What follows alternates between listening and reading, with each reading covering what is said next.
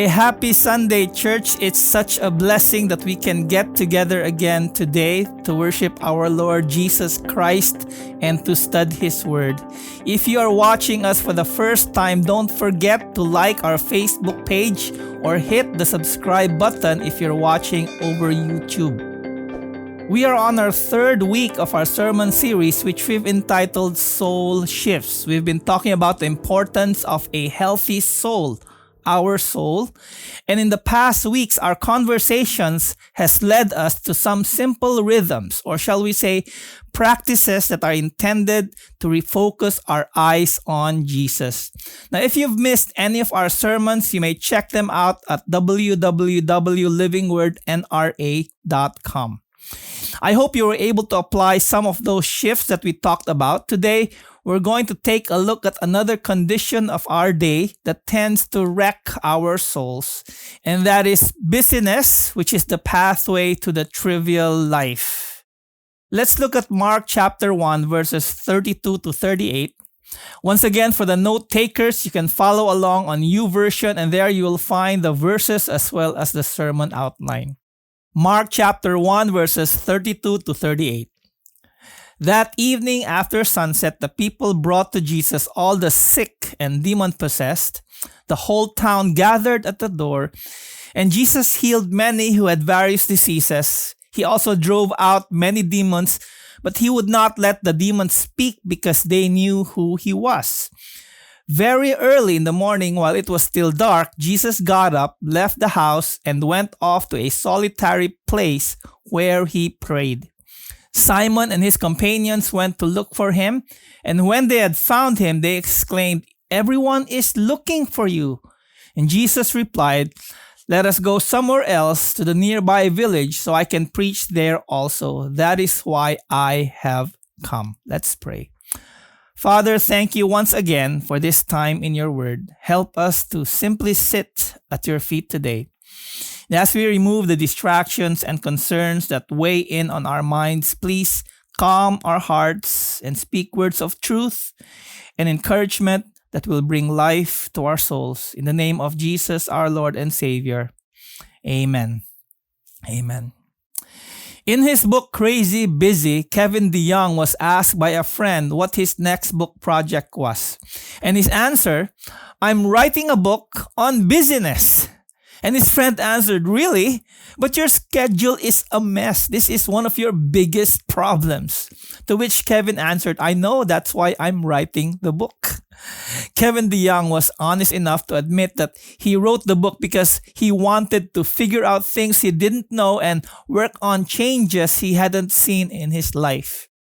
When I told my wife I was going to preach about this topic, she said, "Well, I sure would like to see how you're going to connect it to our times. After all, most people, because of the quarantine, are not busy at all. They're in no hurry. There's nothing hectic about their lives." Well, I would like to propose that many of you watching this broadcast are actually busy. Some of you may be in your homes under quarantine, but you're hectic and busy as ever. A story was told in 1 Kings chapter 20 about a prophet who disguised himself as a wounded man, and he put a bandage over his eyes and he pretended to have come from a battle. And his purpose was really to confront the king of Israel in order to rebuke him. And here's what happened. 1 Kings chapter 20 verses 39 to 40. As the king passed by, the prophet called out to him, "Your servant went into the thick of the battle, and someone came to me with a captive and said, 'Guard this man. If he is missing, it will be your life for his life, or you must pay a talent of silver.' While your servant was busy here and there, the man disappeared. 'That is your sentence,' the king of Israel said. 'You have pronounced it yourself.'" Now, let me be honest and tell you that 1 Kings 20 is not really tackling on the problem of busyness. But that line in verse 40 strikes me as a perfect description of our times. Busy here and there. Distracted, preoccupied, multitasking but not really doing much. Engaged with our thumbs but disengaged with our souls. We are so busy with so much pursuits that we don't even notice the most important things slipping us by. And the most serious threat of busyness is the damage it inflicts on our souls. The challenge is not just to make a few bad habits go away. The challenge ultimately is not to let our spiritual lives slip away. For many of us, the threat is not that we will renounce our faith, rather it is that we will be so rushed and so distracted and so preoccupied that we will settle for a mediocre version of it. We will just skim our lives instead of live it. It's like reading a book. Instead of reading it for the joy of reading, we just rush through it. You know what the telltale sign of a busy, hectic life is? Well, a joyless life that has robbed our hearts and overwhelmed our souls. Ultimately, we find ourselves disconnected with God and with others. So the question is, what does this mean for us as followers of Jesus? I mean, if you're a Christian today, you are a disciple of Jesus. What can his life teach us about the often busy and hurried life that we lead? And the answer is this. To experience the life of Jesus, we have to adopt the way of life of Jesus. Here's what Dallas Willard says. He says, the secret involves living as Jesus lived in the entirety of his life, adopting his overall lifestyle. Our mistake is to think that following Jesus consists of loving our enemies, going the second mile, turning the other cheek, suffering patiently and hopefully, while living the rest of our lives just as everyone around us does. It's a strategy bound to fail. You know, when you read about Jesus Christ in the Gospels, his joy, the peace he displayed through difficult times, the unanxious presence, his calm manner, and how in the moment he was. And we think, I want that life. We hear him invite us to a life to the full, John chapter 10, verse 10. And we think, yes, sign me up. We hear about the easy yoke and rest that he offers, Matthew 11, 28 to 30. And we think, yes, I'm in, I am in. But then, we're not really willing to adopt his lifestyle. As one author said, most of us are too busy to follow Jesus. And here's the point. The truth is, following Jesus is something we do. It is a practice. It is a lifestyle. And at the core of the practices of Jesus is a relationship. So to experience the life of Jesus, we have to adopt the way of life of Jesus. We are to embrace not only his theology or his ethics, but also his lifestyle. We are to copy our Rabbi Jesus' every move. After all, that is the whole point of being a disciple. Your life and my life is really a byproduct of our lifestyle, our way of life. So today, let me share with you two observations we find in scriptures on the life of Jesus, which he shows to us as an example for us to follow. Two observations. Number one, his pace, and number two, his perspective. His pace and his perspective. So the first one, his pace. Busy, but not hurried. If you go to Mark chapter 5, you will read there a story of Jesus who, when he arrived by boat from the other side of Galilee, a man named Jairus begged him to go with him because his daughter was dying. So Jesus went with him. On the way, there was such a large crowd, and a woman was there who has been bleeding for 12 years. She approached Jesus and touched his cloak, and immediately she was healed. Now in Mark chapter 5 verse 30, we are told that Jesus realized the power had gone out of him, and so he stopped. He turned around and asked, "Who touched my clothes?" Now pause for a moment here. Can you imagine if you're Jairus at this point, how would you feel? Jesus, my daughter, she's dying. We need to hurry up and go. No time to ask who touched me. Come on, let's go. Verse 32. But Jesus kept looking around to see who had done it. Imagine how Jairus is feeling now. I can picture him tapping his foot, giving Jesus the look, chest tight with anxiety. Verse 33. Then the woman, knowing what had happened to her, came and fell at his feet, and trembling with fear, told him the whole truth. Well, then Jesus said, Daughter, I'm really busy. I'm in a hurry to heal somebody and we're running late. Why are you slowing me down? Nah, that's not what he said. Verse 34, he said to her, Daughter, your faith has healed you. Go in peace and be freed from your suffering. Now, in the end, when Jesus made it to Jairus' daughter, she already died, but he brought her back to life. Now, that would be another great sermon. Now, another familiar story in John chapter 11. Here we find Jesus' friend Lazarus was ill, and the sisters Martha and Mary had sent word to Jesus to inform him of this. And look at Jesus' response in chapter 11, verse 4 to 7. When he heard this, Jesus said, This sickness will not end in death. No, it is for God's glory, so that God's Son may be glorified through it. Jesus loved Martha and her sister and Lazarus. That's pretty encouraging, isn't it? And so Jesus immediately jumped to his car, took the highway, got stopped for overspeeding, but he ran as fast as he could and arrived just in time. Nope, doesn't say that. Verse 6. Yet when he heard that Lazarus was sick, he stayed where he was 2 more days. Then he said to his disciples, Let us go back to Judea. Not exactly in a hurry, was he? One of the things that you'll notice about Jesus when you read about him in the Gospels is that he was rarely, if ever, in a hurry. Sure, when you read the stories, you will see that he was busy, yet he was always present to the moment. One theologian was once asked to describe Jesus in one word, and he thought about it for a moment, and you know what his answer was? He said, relaxed. Would you have described Jesus that way? I mean, think about it. Can you imagine a stressed out Jesus snapping at Martha and saying, Oh, come on, Martha, I can't believe you'd say that about your sister. And then sighing, saying to himself, I seriously need a glass of wine right now.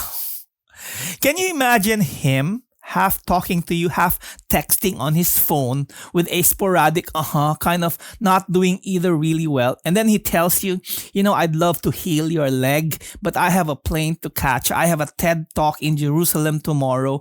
Here's one of my disciples. He'll stay behind and he's happy to pray for you. Take care. Now, I know some of you are smiling because we all know that's not Jesus. That's so not Jesus.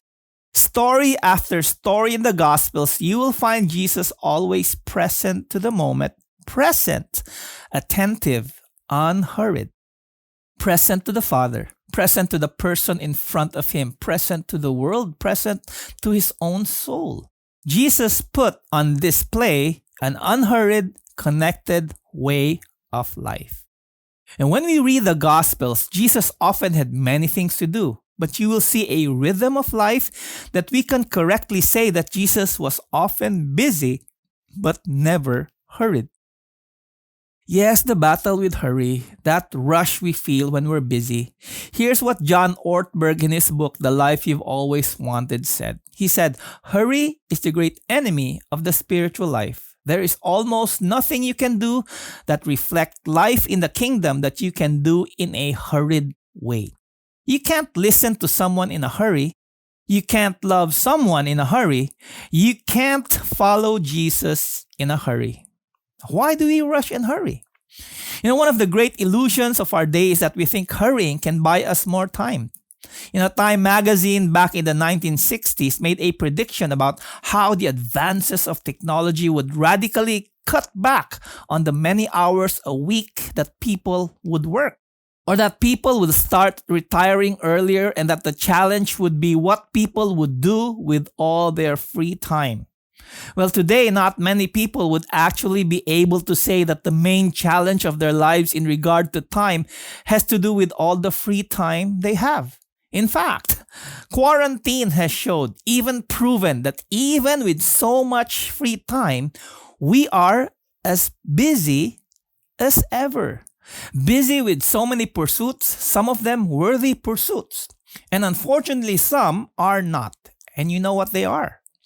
Of course, this does not mean that we will never be busy. The stories we read about Jesus were stories of him constantly being interrupted, yet He never comes off as agitated or annoyed. His schedule was full to the brim at times, but he never came off hurried. Are you often in a hurry? Well, I know I am. Here are a couple of clues. Are you haunted by the fear that there's just not enough time in the day to do what needs to be done? We read faster, we talk faster, and when we're listening, we nod faster to encourage the talker to talk faster. We often multitask. The car is the favorite place to do this, right? While we drive, we eat, we drink coffee, we monitor the traffic. Some people shave, some ladies apply makeup, all at the same time. And with today's gadgets, we try to eat dinner, read a post on Facebook, listen to music, and carry on a conversation simultaneously. How many of you today, while you're watching this broadcast, you're doing exactly that?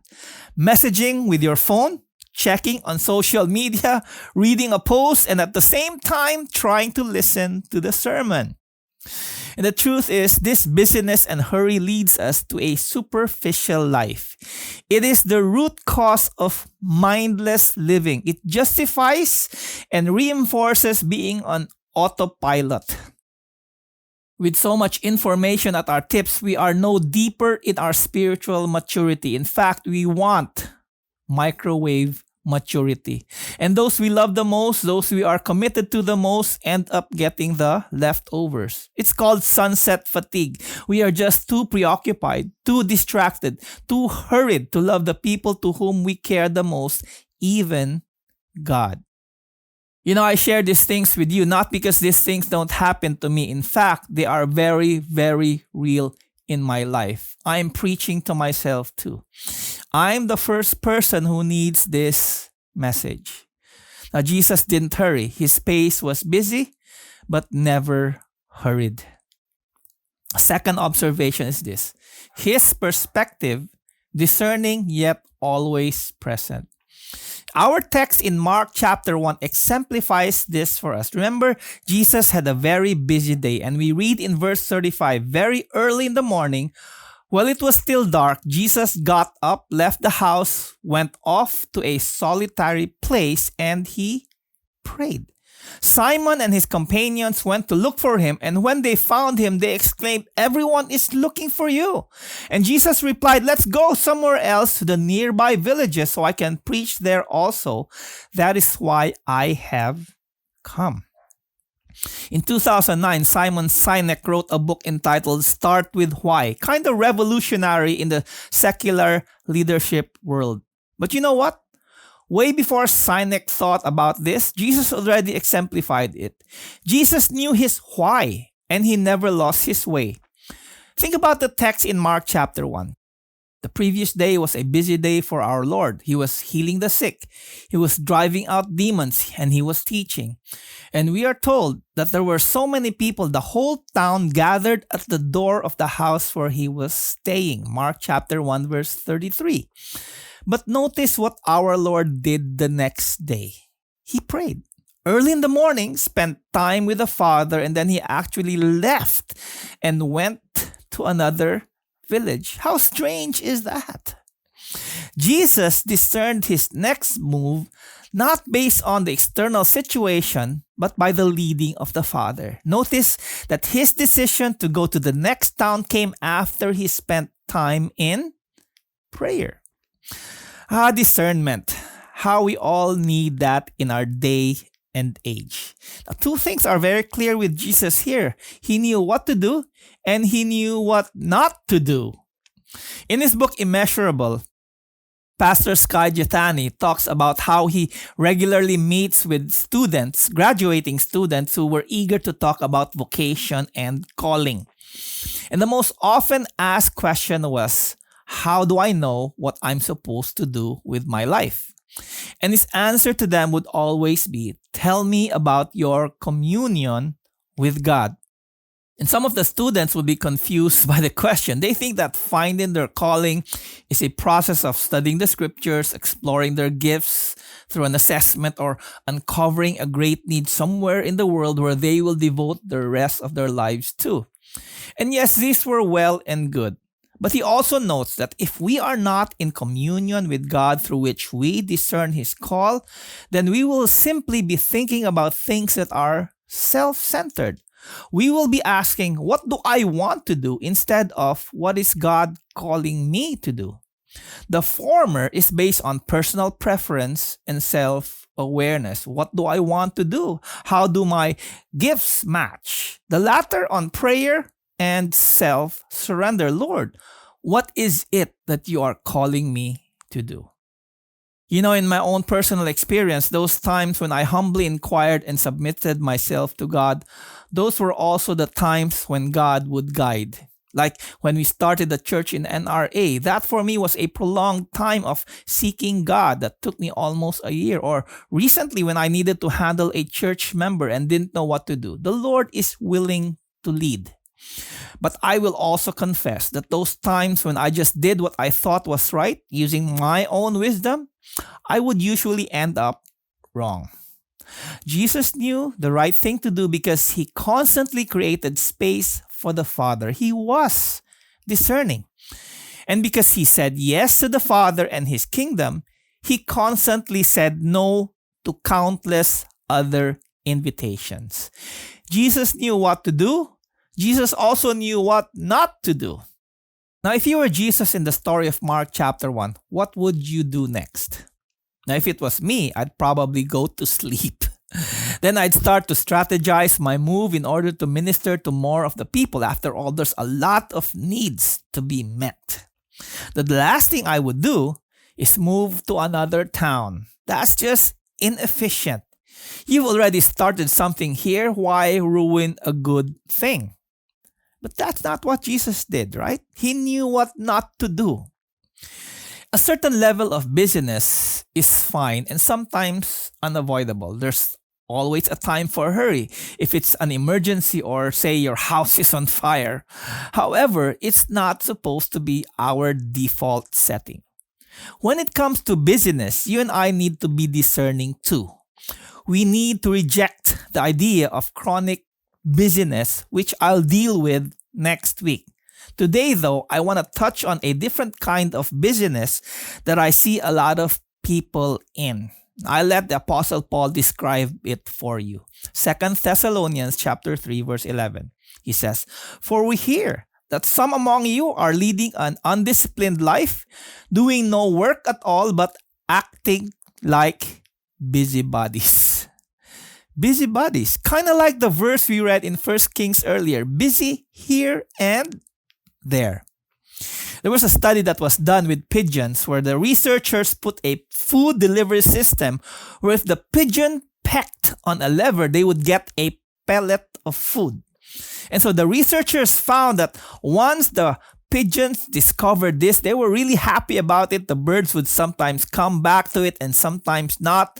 Well, the novelty soon wore off and the pigeons didn't care much about it. They just get a pellet of food whenever they wanted to. But the researchers began to tweak the system where if the birds pushed that lever, sometimes they would get a pellet and sometimes they did not. It became very random. And once they made this change in the system, you know what happened? The pigeons became full-fledged addicts. They would sit there pushing the lever again and again and again, not knowing if they were going to get a pellet of food or not.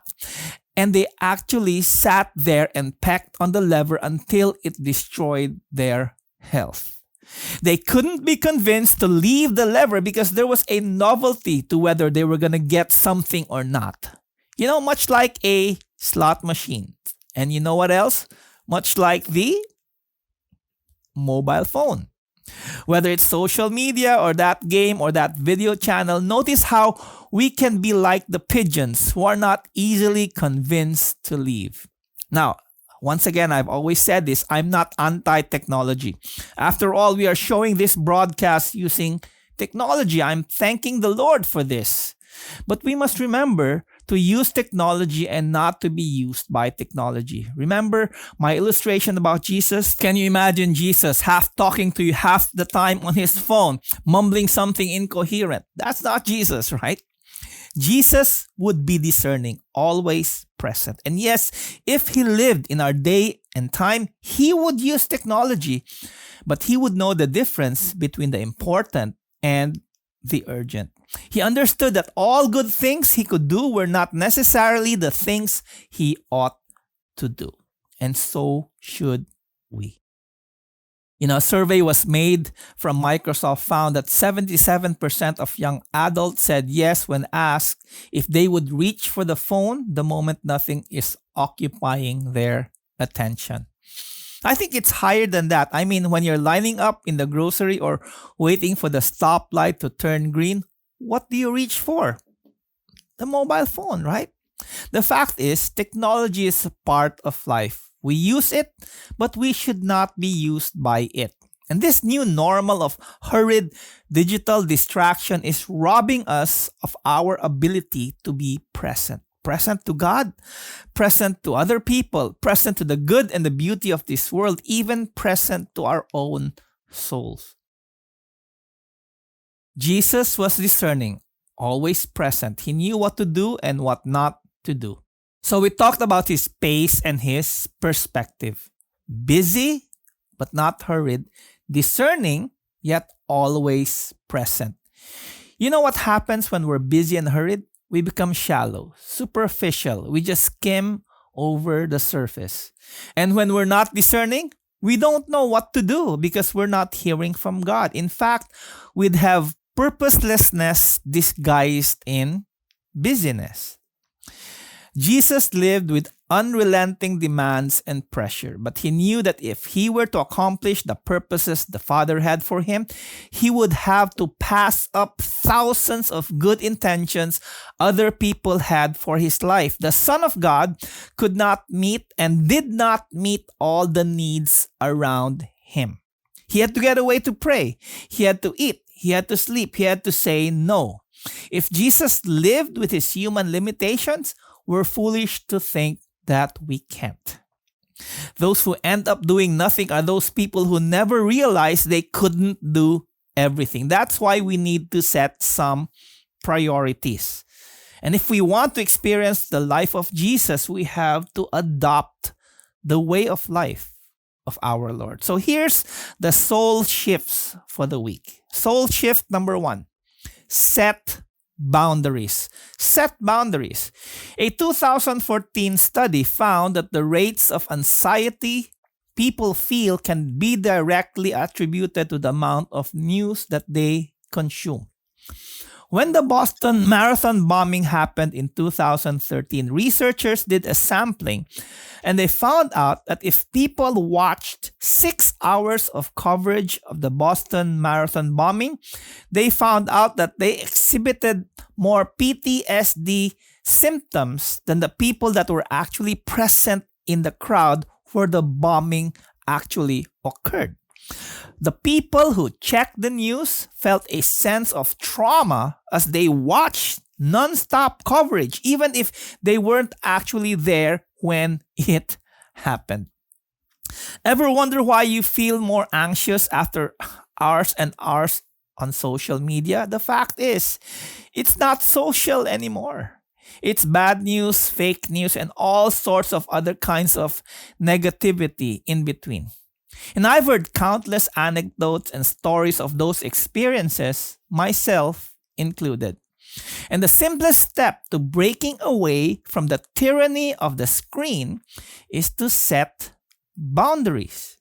Some people turn off their phones at certain periods of the day. Some families have a basket where all the phones and tablets go to rest at certain times. Most of us are due for social media fasts, days where we will deliberately be offline. Or something as simple as opening your Bible first when you wake up instead of reading the messages or turning to Facebook. I think deep down, we know in our minds and in our hearts that we need less screen time, that we need more fresh air, more of God's presence. Deep down, I think we know that social media is not really social. So I challenge you, do something, set boundaries and fight for it. Now, for others, the boundaries you need to set might not be social media. It might be something else, something that is keeping you chronically busy or making you a busybody. Whatever it is that's keeping your soul dry, when we begin to feel divided, when we're no longer engaged or present with God and others, we need to make that choice to set that boundary. Soul shift number 2. Slow down. Slow down. When you feel like you're rushing through life, cultivate the discipline of slowing down. Now, this involves developing patience by deliberately choosing to place ourselves in positions where we simply have to stop or wait. In Mark chapter 6, when the disciples came back from a busy time of ministry, all pumped up, Jesus told them, "Come with me by yourselves to a quiet place and get some rest." In fact, when you read the entire verse, it says, "Then because so many people were coming and going that they did not even have a chance to eat, he said to them, 'Come with me by yourselves to a quiet place and get some rest.' So they went away by themselves in a boat to a solitary place." Mark 6:31-32. Interesting, right? Because busyness could be the life motto of a lot of people today. Can you imagine God telling you, "What a life you had. You were even so busy to eat. Well done." Now, I don't think this was meant as a commendation, because Jesus' words and invitations that came after was, "Come with me by yourselves to a quiet place and get some rest." Jesus urged his disciples to take a time out, to slow down. Now, how do you do this? Perhaps the next time you're in the grocery, deliberately find the longest line. Get there and don't touch your phone. Just pay attention. How does it feel to slow down? Or, the moment you feel rushed. Remember our soul shift from last week? Take a 60-second pause within your day. Deliberately stop, refocus on Jesus. Maybe take time to look at the beauty of his creation, or just praise him. If you're crazy busy, just surrender your burdens to him. Take a time out, pause, set boundaries, slow down. And the third soul shift is this: practice silence and solitude. If you remember our series on the book of Daniel, we saw this man who stood his ground when a law was passed, making it illegal for anybody in the kingdom to worship their God. We'd all like to think that if Christianity were to be made illegal, that we would have the boldness and the courage to stand in our faith, just like Daniel. As Christians, we want to have faith when it counts. But here's what we need to realize. If we want faith when it counts, we must demonstrate that faith when it doesn't count. Because it's in the private disciplines that leads to public victory. How did Daniel get his strength to go into the lion's den? Let's look again. Daniel chapter 6, verse 10. Now when Daniel learned that the decree had been published, he went home to his upstairs room where the windows opened toward Jerusalem. 3 times a day he got down on his knees and prayed, giving thanks to his God, just as he had done before.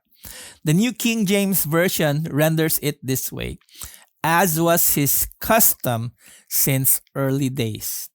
That means Daniel learned to pray when he was perhaps in his teen years, all the way to when he was 70 years old during the reign of King Darius. Daniel's faith is what carried him through his entire life and powerful ministry. And this was over time. This was not a one prayer session. It's not one worship song. Rather, it's the cumulative effect of when you do it, and do it, and do it, and do it. When you read Luke chapter 5, you will see the same thing with our Lord. It says, Luke 5 verse 16, "But Jesus often withdrew to lonely places and prayed." Again, we see that this is not a one-time thing. It was an ongoing rhythm in the life of our Lord.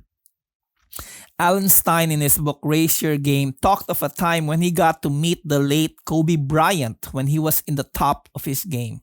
And he asked Kobe if it would be possible to watch him during a training session. And Kobe said yes. And so there he was at 4 o'clock in the morning. He got himself some coffee and he watched Kobe Bryant practice at the gym. And this is what he said.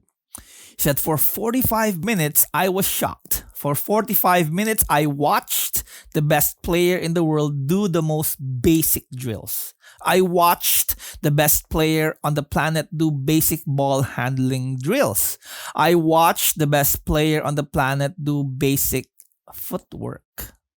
And later that day, not trying to sound rude or condescending, he asked Kobe, Kobe, you're the best player in the world. Why do such basic stuff? And Kobe said, why do you think I'm the best player in the game? It's because I never got bored with the basics. He knew he needed to commit to hours of practicing the fundamentals if he needed to be good at his game. Now, I think there's an analogy there for us as well. The basics are simple but hard to do consistently. If they were easy, everyone would be doing them. When I practice silence and solitude, it's as simple as taking the time to read my Bible and to pray consistently and not legalistically. Most people find the practice extremely hard to do, and not just the extroverts. And yet, paradoxically, it's so easy to just take a time each day to be alone in the quiet with yourself and with God, Bible in hand, maybe a journal on the other, and maybe a cup of coffee. Few things demonstrate our devotion to Jesus more than making time with Him every day. If you want to have faith that counts, you must demonstrate that faith when it doesn't count. So 3 simple shifts. Set boundaries, slow down, practice silence and solitude. I know, this time they're not as easy to do. But the best plan is still the Jesus plan. Because to experience His life, we have to adopt His way of life. It's not wrong to be tired. It's not wrong to feel overwhelmed. It's not wrong to go through seasons of busyness. What is wrong is to live a life with all the rush and the hustle that we want because we have less Jesus than we need. Let's pray.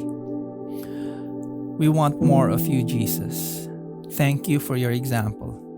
Thank you for your word today. I pray once more that your Holy Spirit will speak where my words are not able to go. Open our eyes, Lord. Help us to see and refresh us with the beauty of your presence. We want more of you, Jesus.